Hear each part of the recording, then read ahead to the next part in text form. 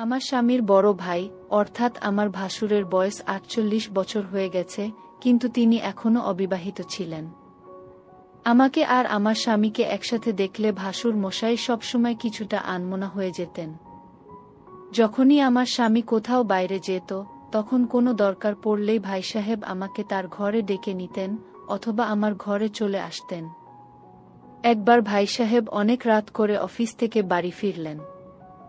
এসেই তিনি নিজের ঘরে গিয়ে কম্বল মুড়ে শুয়ে পড়লেন। সকালে তার সেবা করার জন্য আমি তার ঘরে যাই। সেই সময় তিনি আমাকে নিজের কাছে ডাকলেন। তখন ভাসুরের কাছে গিয়ে আমি যা দেখলাম সেটা দেখে আমার বুক কেঁপে উঠল। বন্ধুরা, আমার নাম অর্পিতা, আর আমার বিয়ের তখনও ১ মাসও পূর্ণ হয়নি। এই ১ মাসের মধ্যে আমি যখনই স্বামীর কাছে কিছু চাইতাম, সে বলতো, আগে ভাই সাহেবকে জিজ্ঞেস করে নিই। সে ভাই সাহেবের কাছ থেকেই টাকা নিত। সবকিছুর জন্য আমার স্বামী তার বড় ভাইয়ের অনুমতি নিত। বীরেন আর নিতেশ, এই ২ ভাই। নিতেশ ছোট আর বীরেন বড়। বীরেন ভাই বিয়ে করেননি। আমি আমার স্বামী নিতেশকে জিজ্ঞেস করেছিলাম, ভাই সাহেব কেন বিয়ে করেননি? সে বলেছিল, আমি আজও বুঝে উঠতে পারিনি। ভাই সাহেবের বিয়ের ইচ্ছাই ছিল না, তাই মা আমার বিয়ে দিয়ে দেয়। ভাই সাহেবের এখন ৪৬ বছর বয়স। ধীরে ধীরে আমি বুঝতে পারলাম আমার শ্বশুরবাড়ির সমস্ত সম্পত্তি ভাই সাহেবের।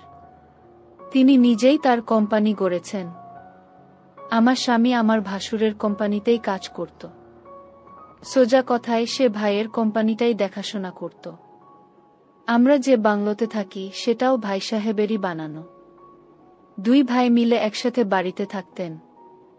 আমার শাশুড়ি বলতেন, তুমি যখন এই বাড়িতে এসেছ, তোমাকে আর নিতেশকে একসাথে দেখে বীরেনেরও বিয়ে করার ইচ্ছা জাগবে। কিছুদিন আমি নিজেও ভাই সাহেবকে বিয়ের ব্যাপারে বোঝানোর চেষ্টা করেছিলাম, কিন্তু তিনি কারো কথাই শুনতেন না। আমি বহুবার জানতে চেয়েছিলাম তিনি কেন বিয়ে করেননি, কিন্তু কিছুই জানতে পারিনি। ১ মাসের মধ্যেই আমি শ্বশুরবাড়িতে ভালোভাবে মানিয়ে নিয়েছিলাম। বাড়িতে শ্বশুর ছিলেন না, কিন্তু শ্বশুরের জায়গায় বড় ভাই সাহেবই ছিলেন। তিনি আমাকে কোনো বিষয়েই বাধা দিতেন না। একবার ভাই সাহেবের সামান্য জ্বর হয়। তখন ৫-৬ দিন ওষুধ খেয়ে অফিসে যেতেন। ধীরে ধীরে সেই জ্বর ম্যালেরিয়াতে পরিণত হয়। তখন তাকে তড়িঘড়ি করে হাসপাতালে ভর্তি করতে হয়। ভাই সাহেব তখন ৮-৯ দিন হাসপাতালে ভর্তি ছিলেন। এই সময়টায় প্রতিদিন টিফিন আনা নেওয়াতেই আমি ক্লান্ত হয়ে গিয়েছিলাম। ১১ দিন পর ভাই সাহেবকে হাসপাতাল থেকে বাড়ি আনা হয়। হাসপাতালের দৌড়াদৌড়িতে আমি খুব ক্লান্ত হয়ে পড়েছিলাম। বাড়িতে কাজের মেয়ে থাকলেও সবাই আমার হাতের রান্নাকেই বেশি পছন্দ করত। কাজের মেয়ের হাতে তৈরি চাও কেউ খেত না। আমার শাশুড়ি আমাকে একটা রুটি বেলে দিয়েও সহযোগিতা করতেন না। একদিন আমি বললাম, মা, আমার উপর দিয়ে খুব ধকল যাচ্ছে। নিতেশের জন্য আলাদা রান্না, ভাই সাহেবের জন্য আলাদা খাবার, আপনার জন্য অন্য কিছু। এখন তো ভাই সাহেব কিছুদিন বাড়িতে বিশ্রাম নেবেন, আপনি যদি একটু দেখতেন। তখন শাশুড়ি বললেন, অর্পিতা, তুমি তো এখনো তরুণী। এত তাড়াতাড়ি ক্লান্ত হয়ে গেলে চলবে?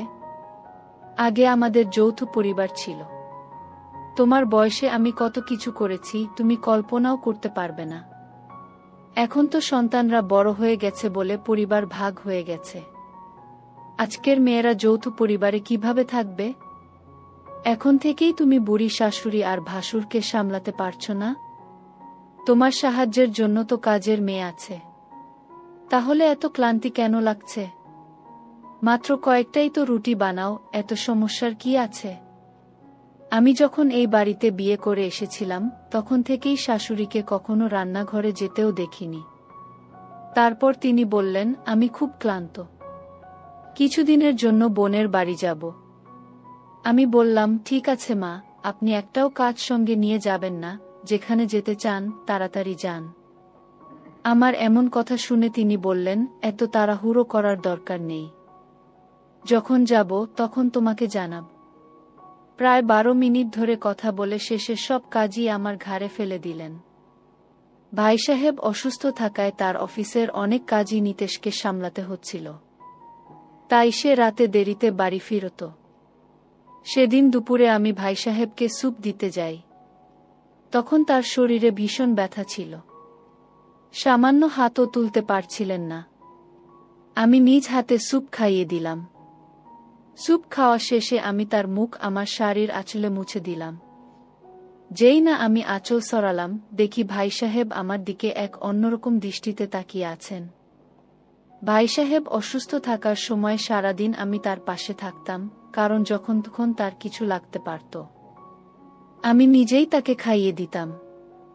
ভাই সাহেব অসুস্থতার কারণে পুরো 10 দিনের ছুটি নিয়েছিলেন। সপ্তাহের 3 দিন কেটে গিয়েছিল। এই কদিনে আমি ভাই সাহেবের খুব যত্ন নিয়েছিলাম।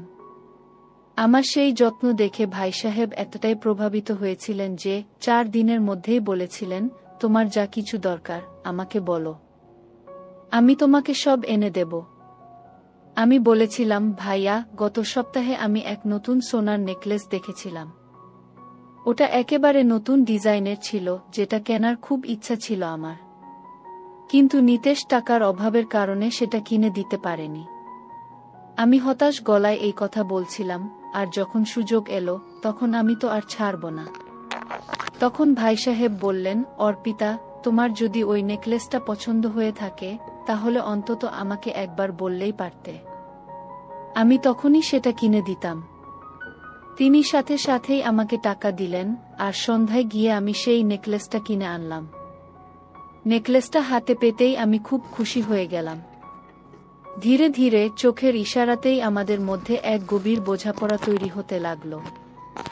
আমি তো ভাই সাহেবের অসুস্থতায় সেবা করতে গিয়েছিলাম, কিন্তু এই সেবা করতে করতে যে আমাদের মধ্যে এক নতুন ধরনের সম্পর্ক তৈরি হচ্ছে সেটা আমি কল্পনাও করিনি। ভাই সাহেবের দেওয়া ওই একটি নেকলেস দেখে নিতেশ তো চমকে গিয়েছিল। সে বলল, ভাই সাহেব তো আমাকেও কখনো এত দামি কিছু কিনে দেননি, আর তোমাকে একবারেই এত বড় একটা উপহার দিয়ে দিলেন। আমি বিশ্বাসই করতে পারছি না। ভাই সাহেব কখনো তার ছোট ভাইকে এত খরচ করতে দেননি। আর মাত্র 4 দিনেই তিনি আমাকে এতটা আপন করে ফেলেছিলেন যে আমার এক কথাতেই তিনি সবকিছু এনে দিলেন। যাই হোক, ভাই সাহেব তখন অসুস্থ থাকায় অফিস যেতে পারছিলেন না। এদিকে কোম্পানির এক গুরুত্বপূর্ণ মিটিং ছিল, তাও আবার অন্য শহরে। ভাই সাহেব অসুস্থ হওয়ায় তিনি নিজের জায়গায় নিতেশকে পাঠিয়ে দিলেন।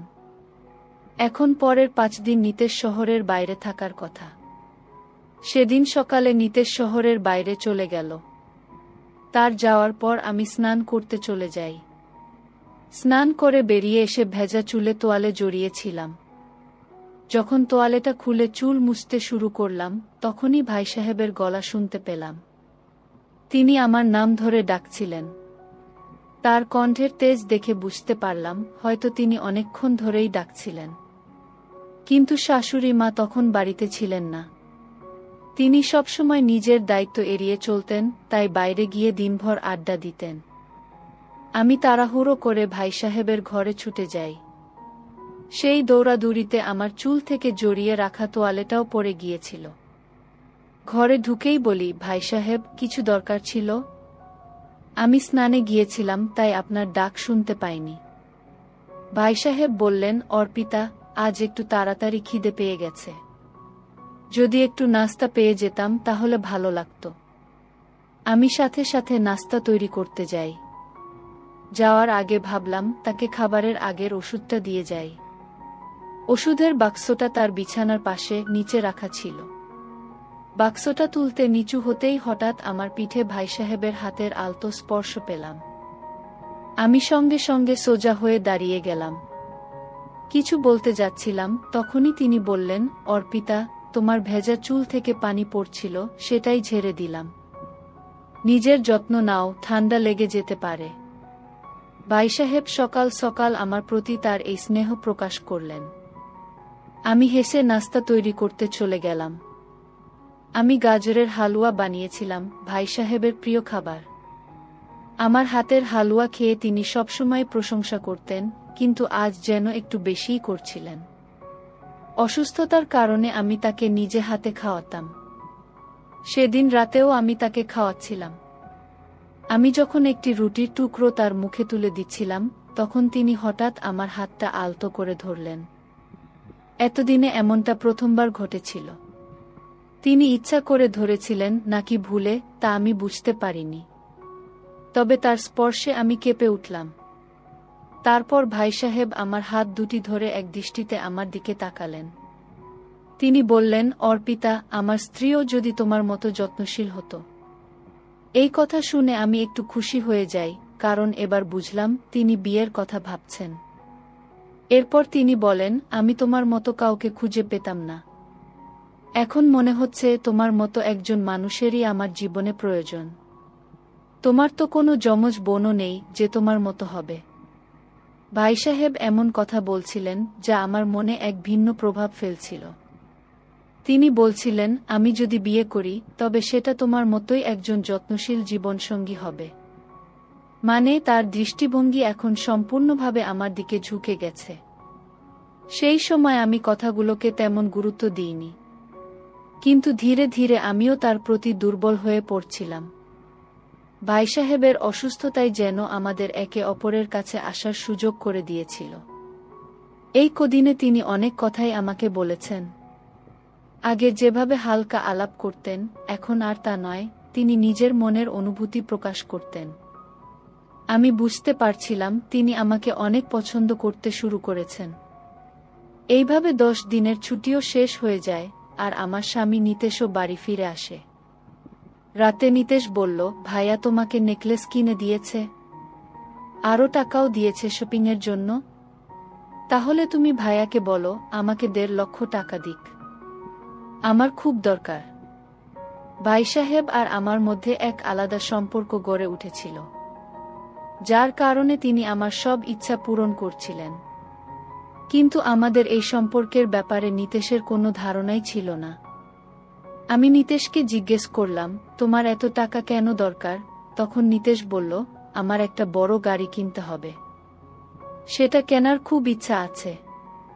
আমি বললাম, ঠিক আছে। এরপর নিতেশ ঘুমিয়ে পড়ল, আর আমি আমার ঘর থেকে বেরিয়ে এলাম। আমি ভাই সাহেবকে সময়মতো হলুদ দুধ দিতে ভুলে গিয়েছিলাম। কিছুদিন ধরে ভাই সাহেবের ক্যালসিয়ামের অভাব হচ্ছিল, তাই আমি প্রতিদিন রাতেই তাকে হলুদ দুধ দিতাম। সেদিন রাতেও আমি হলুদ দুধ নিয়ে তার ঘরে গিয়েছিলাম। দুধের গ্লাসটা ঘরে রেখে বেরিয়ে আসার সময় ভাই সাহেব আমার হাত ধরলেন। তারপর বললেন, অর্পিতা, এত তাড়াতাড়ি কোথায় চলে যাচ্ছ? দুধের গ্লাসটা শেষ করতে দাও। আমার কাছে বসো, তোমার সঙ্গে কিছু কথা বলতে চাই। ভাই সাহেব তখন আমার ছোট বড় সব কথায় মন দিচ্ছিলেন। তিনি বললেন, অর্পিতা, তোমাকে আমার খুব ভালো লাগে। তোমার মতো সুন্দর মনের একজন স্ত্রী পেয়েও নিতেশ কখনো আমার কাছে তোমার এতটা প্রশংসা করেনি। আমি বুঝতে পারছিলাম ভাই সাহেবের আমার প্রতি অনুভূতি বদলাচ্ছে। আলোচনার মাঝেই আমি বললাম, ভাই সাহেব, আমার কিছু টাকার দরকার। তখন আমি নিজের নাম ব্যবহার করে ভাই সাহেবের কাছ থেকে 1.5 লক্ষ টাকা চেয়ে নিলাম। নিতেশের নামে চাইলে হয়তো কারণ জিজ্ঞেস করত, আর গাড়ির জন্য টাকা দিতেও ভাই সাহেব রাজি হতেন না। আমি আমার নাম দিয়ে ভাই সাহেবের কাছে টাকা চাওয়া শুরু করলাম। তিনি কিছু বললেন না, বরং ভিন্ন কথা বলা শুরু করলেন। বললেন, অর্পিতা, যখন তুমি নিতেশের সঙ্গে থাকো তখন আমার ওকে খুব ভাগ্যবান মনে হয়, কারণ তার কাছে তোমার মতো একজন ভালো মনের স্ত্রী আছে। মাঝে মাঝে ভাবি, এই যত্নটা যদি আমি পেতাম। ভাই সাহেব কথা বলতে বলতে আমার মাথায় হাত বোলাতে লাগলেন। আমাদের মধ্যেকার পরিবেশটা কেমন ভারী হয়ে উঠেছিল। ঠিক তখনই ভাই সাহেব হঠাৎ দূরে সরে গেলেন। আমি তাকে বাধা দিতে পারলাম না, কারণ তার কথায় আমিও কেমন যেন প্রভাবিত হয়ে পড়ছিলাম। এখন ভাই সাহেব আমার থেকে দূরে সরে গিয়েছিলেন। তারপর আমাকে ওখান থেকে যেতে বললেন। কিছুক্ষণ আগে তিনি আমার কাছে আসার চেষ্টা করছিলেন, হঠাৎ কি হলো বুঝলাম না। সেই রাতের পর ভাই সাহেব 4 দিন পর্যন্ত আমার সঙ্গে কথা বলেননি। তবে 4 দিন পর চুপচাপ আমার হাতে 1.5 লক্ষ টাকার একটা চেক দিলেন। আমি সেই চেক নিতেশকে দিলাম। নিতেশ বলল, ভাইয়া এত দয়ালু হয়ে গেল কি করে? এটা আমি বুঝতে পারছি না। ভাই তো আমাকেও কোনোদিন এত সহজে টাকা দেননি, আর তোমাকে একবারে এত বড় অঙ্কের টাকা দিয়ে দিলেন। ভাই সাহেব আর আমার মধ্যে কেমন সম্পর্ক তৈরি হচ্ছে সে সম্পর্কে নিতেশের কোনো ধারণাই ছিল না। আমি শুধু মাথা নেড়ে সম্মতি জানালাম। এর 5 দিন পরে সকাল থেকেই শাশুড়ি মা তার বোনের বাড়িতে যাওয়ার প্রস্তুতি শুরু করলেন। সকালে তিনি আমাকে 1 কেজি লাড্ডু আর কিছু মিষ্টি আনতে বললেন। তিনি বোনের বাড়িতে যাচ্ছেন নাকি পিকনিকে সেটা বুঝতে পারছিলাম না। আমি সবকিছু তৈরি করে শাশুড়ি মাকে দিলাম। এসবের প্রস্তুতিতে এত ব্যস্ত হয়ে পড়েছিলাম যে সকালে চা পর্যন্ত পান করতে পারিনি। শাশুড়ি মা বাজারে যাওয়ার পর আমি শুধু মুখ ধুয়ে ঘর থেকে বেরিয়েছি। শাশুড়ি মায়ের সব কেনাকাটা 7টার মধ্যে শেষ হয়ে গিয়েছিল।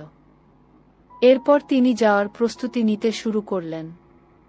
সেদিন 11টা বাজছিল আর আমার স্নানের সময় হয়ে গিয়েছিল। কিছুক্ষণ পর শাশুড়ি মা বোনের বাড়ি চলে গেলেন আর নিতেশ অফিসের জন্য রওনা দিল। ঠিক তখন ভাই সাহেবও অফিসে যাওয়ার জন্য বের হচ্ছিলেন। তারপর আমি বাড়িতে একা ছিলাম। বাড়ির কাজের মেয়েও সব কাজ শেষে চলে গিয়েছিল। সবার চলে যাওয়ার পর আমি আরামে স্নান করতে গেলাম। স্নান শেষে আমি ঘরে এসে শাড়ি পরছিলাম। আমি সবেমাত্র পোশাক পরেছি, তখনই ঘরের দরজা খুলে ভাই সাহেব ভিতরে ঢুকলেন। তাকে এভাবে হুট করে ঘরে ঢুকতে দেখে আমিও হতবাক হয়ে গিয়েছিলাম, কারণ আমি অপ্রস্তুত ছিলাম। আমি দ্রুত নিজেকে সামলে নিলাম। ভাই সাহেব আমার কাছে এসে বললেন, অর্পিতা, এত তাড়াহুড়ো করার প্রয়োজন নেই। তুমি একটু শান্ত হও। তোমার সঙ্গে আমাকে কিছু কথা বলতে হবে। এখন বাড়িতে কেউ নেই, এজন্য আমি অফিস যাওয়ার পথ থেকে ফিরে এসেছি। ভাই সাহেব কেন বাড়িতে কেউ না থাকার সুযোগ নিয়ে আমার সঙ্গে গোপন কথা বলতে চাইছিলেন তা নিয়ে আমার মনে নানা প্রশ্ন উঠতে লাগল। আমি ভাবছিলাম, ঠিক তখন ভাই সাহেব আমার সামনে এসে ক্ষমা চাইতে লাগলেন। বললেন, শুধু একবার দুঃখিত বলার জন্য আমি এত দ্বিধা করছিলাম। আমি জিজ্ঞেস করলাম, ভাইয়া, আপনি আমার কাছে কিসের জন্য ক্ষমা চাইছেন? তিনি উত্তরে বললেন, অর্পিতা, 4 দিন আগে যখন তুমি রাতের বেলা হলুদের দুধ দিতে এসেছিলে, তখন আমি তোমার সঙ্গে অন্যরকম আচরণ করেছিলাম আর তোমাকে ঘর থেকে চলে যেতে বলেছিলাম। আমি যা করেছিলাম সেটার জন্য আমি অনুতপ্ত। এজন্য আমি তোমার কাছে ক্ষমা চাইতে এসেছি। আমি বললাম, কোনো সমস্যা নেই ভাইয়া, আপনার সেই আচরণে আমি একদমই কিছু মনে করিনি। আপনি তো আমারই নিজের মানুষ। আমার এই কথায় ভাই সাহেব আরও কাছে এলেন এবং বললেন, তোমার এই সরলতাই আমাকে মুগ্ধ করে। তারপর তিনি আবার আমার খুব কাছে এসে দাঁড়ালেন। সেই সময় আমি তাকে মোটেও থামাইনি, বরং চুপ করেছিলাম। হঠাৎ করে ভাই সাহেব আমার কাছে এসে আবার দূরে সরে গেলেন। বললেন, সকালে না খেয়েই অফিসে যেতে লাগছিলাম। তো যাই হোক, একটু খিদে পেয়েছে, কিছু খেতে দেবে? ভাই সাহেবের আগ্রহ দেখে আমি তাকে ফ্রিজ থেকে বের করে একটা আপেল খেতে দিলাম। ভাই সাহেব একটা আপেল খেতে খেতে বলল, আর একটা দাও। তারপর আমি আর একটা আপেল বের করে দিলাম। ভাই সাহেব তৃপ্তি সহকারে আপেল দুটি খেলেন। আপেল খাওয়া শেষ হলে সে 1 মিনিট চেয়ারে বসলেন। তারপর ক্ষমা চেয়ে সেখান থেকে চলে গেলেন। ভাই সাহেবের এই অদ্ভুত আচরণে আমি বিভ্রান্ত ও বিরক্ত হচ্ছিলাম। বারবার আমার কাছে এসে আমার মনে আশা জাগিয়ে এক মুহূর্তে দূরে সরে যাওয়া আমার মনে অসন্তোষ বাড়াচ্ছিল। 2 বার এমন ঘটেছিল, কিন্তু এবার আর নয়। আমি ঠিক করে নিয়েছিলাম, আমি এখন আসল কারণটা জেনেই ছাড়ব। শাশুড়ি মা বাড়িতে ছিলেন না। রাতে নিতেশ খুব অল্প সময়ের মধ্যে গভীর ঘুমে চলে যেত। সেই রাতে যখন নিতেশ গভীর ঘুমে ছিল, তখন আমি তার পাশে শুয়েছিলাম। বুঝতে পেরে যে নিতেশ গভীর ঘুমে, আমি উঠলাম। তারপর মনস্থির করে ভাই সাহেবের ঘরে গেলাম। ভাই সাহেবও ঘুমিয়েছিলেন। আমি তার কাছে গিয়েই ঘরের লাইট জ্বালালাম। পেছন ফিরে দেখলাম সেখানে নিতেশ দাঁড়িয়েছিল। নিতেশ বলল, অর্পিতা, তুমি আমার ভাইয়ের সঙ্গে কি করছো? আর ইনি কে যে আমার ভাইকে ইনজেকশন দিচ্ছেন? নিতেশ তখন আমার পাশে দাঁড়িয়ে থাকা ডাক্তারের কলার ধরে ফেলল। আমি আমার সঙ্গে একজন ডাক্তারকে এনেছিলাম। আমার কথা শুনে তিনি ভাই সাহেবকে একটি ইনজেকশন দিচ্ছিলেন। আমাদের আওয়াজে ভাই সাহেবও ঘুম থেকে জেগে গেলেন। কি ঘটছে? তিনি কিছুই বুঝতে পারছিলেন না। নিতেশ বলল, ভাই সাহেব, আপনি একদম চিন্তা করবেন না। আমি আপনাকে কিছুই হতে দেব না। আমার স্ত্রী আপনার সঙ্গে এমন কিছু করবে, আমি তা কখনো ভাবতেও পারিনি। নিতেশ বকবক করছিল, আমি নিজেও বুঝতে পারছিলাম না। সে ভাই সাহেবকে বলছিল যে অর্পিতা একজন ডাক্তারকে সঙ্গে নিয়ে এসেছিল এবং তারা দুজন মিলে তাকে ইনজেকশন দিতে চাচ্ছিল। ভাই সাহেব নিতেশকে শান্ত করলেন, তারপর বললেন, আমার বিশ্বাস হচ্ছে না যে অর্পিতা এমন কিছু করবে। তারপর ভাই সাহেব আমাকে প্রশ্ন করলেন, অর্পিতা, এটা কি হচ্ছে? তুমি আমার সঙ্গে কি করতে চেয়েছিলে? সত্যি সত্যি বলো। আমি বলতে শুরু করলাম, ভাই সাহেব, আমি একটি বিশেষ স্বাস্থ্য পরীক্ষার জন্য ইনজেকশন নিয়ে এসেছিলাম, কারণ আমার সন্দেহ হচ্ছিল আপনার হয়তো এমন কোনো শারীরিক সমস্যা আছে যা আপনি লজ্জায় প্রকাশ করছেন না। এখন আপনার বয়স ৪৮ বছর, আর এত সম্পদ থাকা সত্ত্বেও আপনি বিয়ে করেননি। নিতেশকে আমি অনেকবার জিজ্ঞেস করেছিলাম, কিন্তু সে কিছু বলেনি। আমি ভাবলাম হয়তো আপনি নিজেই এই সমস্যা লুকিয়ে রেখেছেন। এজন্য আজ আমি একজন ডাক্তার নিয়ে এসেছিলাম, যিনি আপনাকে ঘুমের মধ্যে পরীক্ষা করে দেখবেন যাতে আপনি কিছু বুঝতে না পারেন। আমার কথা শুনে ভাই সাহেব বললেন, অর্পিতা, তোমাকে কে বলেছে আমার মধ্যে কোনো সমস্যা আছে? তুমি এমন ভাবছো কেন? আমি বললাম, ভাই সাহেব, অনেকবার আপনি আমার কাছে আসতে আসতে থেমে গেছেন, আমি সেটা দেখেছি। আমি সত্যি জানতে চেয়েছিলাম আপনার মধ্যে কি সত্যিই কোনো শারীরিক সমস্যা আছে, নাকি বিয়ে না করার অন্য কোনো কারণ আছে। তাই আমি আপনার মন পাওয়ার চেষ্টা করছিলাম। ভাই সাহেব বললেন, আমার মধ্যে কোনো শারীরিক সমস্যা নেই। বিয়ে না করার একমাত্র কারণ হলো আমার প্রথম প্রেম, আমার সত্যিকারের ভালোবাসা। আমি 23 বছর বয়সে আমার শৈশবের বন্ধু তারাকে বিয়ে করতে চেয়েছিলাম। আমাদের পরিবারও বিয়ের জন্য সম্মতি দিয়েছিল। কিন্তু পরে জানা গেল তারার ব্রেন টিউমার আছে। তার চিকিৎসা শুরু করেছিলাম, কিন্তু টাকার অভাবে সে মারা যায়। তখন আমার কাছে এত টাকা ছিল না যে আমি তাকে বাঁচাতে পারি। এরপর থেকে আমি আর বিয়ের কথা ভাবতে পারিনি, শুধু টাকা উপার্জনে মন দিয়েছি। মা সবসময় বিয়ে করতে চাপ দিতেন, কিন্তু তারা ছাড়া আমি আর কাউকে বিয়ে করতে পারিনি। কারণ আমার হৃদয়ে শুধু সেই ছিল। মাঝে মাঝে তোমাদের দুজনকে একসঙ্গে দেখে আমার বিয়ে করার ইচ্ছা হতো, কিন্তু যখনই তোমার সঙ্গে কথা বলতাম, তখন তারার কথা মনে পড়ত। সবশেষে আমি মেনে নিয়েছি, যতই চেষ্টা করি না কেন, আমি তারা ছাড়া কাউকে বিয়ে করতে পারব না। কথা বলার সময় ভাই সাহেবের চোখে অশ্রু ঝলমল করতে লাগল। নিতেশ তাকে সান্ত্বনা দিল। আমি বললাম, ভাই সাহেব, আমি আপনার জন্য খুবই চিন্তা করি। আপনি হৃদয় থেকে অনেক ভালো মানুষ। এত টাকা আয় করেন, ছোট ভাইকে সঠিক পথ দেখান। আমাদের সন্তান আপনাকে বড় বাবা বলবে, কিন্তু বাবা বলে ডাকতে পারবে না।